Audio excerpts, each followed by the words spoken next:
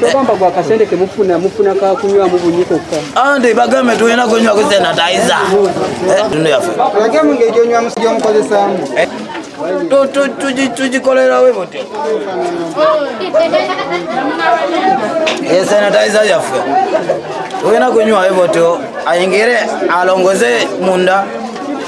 wana wagwero tukoya sabuni na mazi. Utegere bampita amanya gange bampita ole okuba watandika okunywa sanitizer akunya atya sanitizer kano anga anywedeko era siloza nyo obulodde bino bya ayingiddeyo ku ensi yaffe siloza nyo era beera mugumu ati obulodde lazima ajja kukoma wala eriko bazungu nywera mu ka sanitizer kansoke nyweko olabe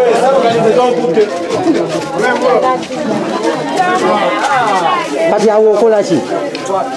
wulanga aliko longoza omutima gwange paka kumubiri paka wansi wano kumubere bigere otta corona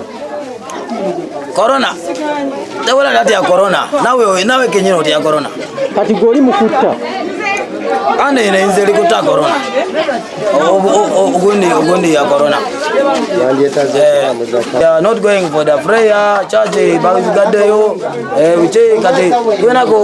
kunako sanitizer angatuli wafe waka era bagambe boto waraje sanitizer kati bagala chaki mu musabira mu ggwanga wanje mba bulomu alina kusabira mu nyumba ye naye kasa maze kusaba olina kunywa ko sanitizer kunaba tutandika kunaba engalo na sabuni erije batuwadde era netugenda netunywako kubanga sanitizer ina kobera wano wagulu wansi ne munda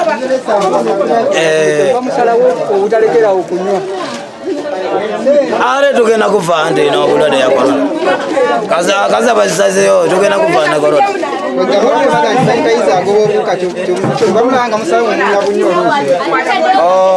engere je twabulide gamende bagamba ati oyo gundi sanitizer era tuyina kunywa n'abalokore abantu anga 10-15 kati bavude byolokole kati bali ku sanitizer bigambo gye badde sobola kubabulirako omweyanga abakulu baffe abaja